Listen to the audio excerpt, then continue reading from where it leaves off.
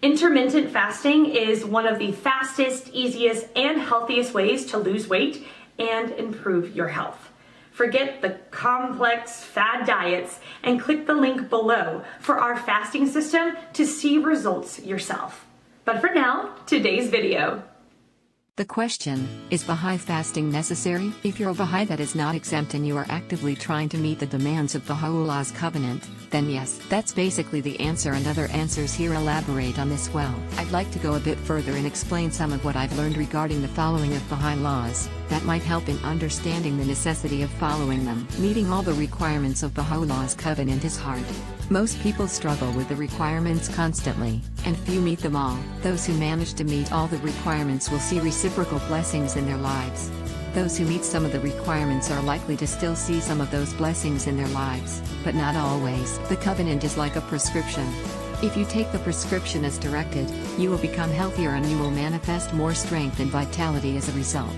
If you only occasionally adhere to your prescription, you might see some benefits, but some diseases can become worse. For instance, if you have an iron deficiency and start taking iron supplements, you'll likely become better. If you only take them occasionally, you'll likely see some benefits but not full recovery. Now, if you have a bacterial infection and take all the prescribed antibiotics, it's likely that the infection will be destroyed and you will become healthy again.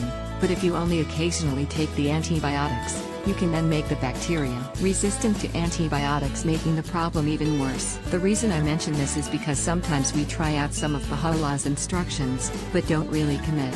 Sometimes, the result we see in our lives is worse than had we not tried, and we can jump to the conclusion that following these rules only makes things worse, when the reality is that only partially following the rules may have caused things to be worse, but fully following them would eventually lead to the spiritual health and vitality that we wanted. Baha'u'llah's covenant is a prescription not just for us as individuals but for humanity as a whole.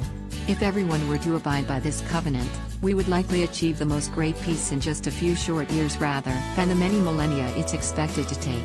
As individuals, if we were to follow the prescription outlined in the covenant to its full extent, we would likely have power we can barely dream of. Look at all that Shoghi Effendi accomplished in his fairly short lifetime, for example. So, while the requirement is for us to all follow the covenant, and the rewards will be great for doing so, it's not expected that most of us will accomplish this, at least not without significant effort on our parts. If you're struggling, ask God for forgiveness and assistance. I have no doubt that both will be provided. I personally still struggle with abiding by every ordinance laid out by Baha'u'llah. I truly believe that when I finally manage to do so, that I will likely see the benefits in my life and the lives of those around me. In the meantime, I have seen many blessings. It seems that I'm often able to handle struggles that really negatively affect others. I'm frequently able to see light in the dark places. For more answers, or a full guideline on fasting, check out the links in the description below.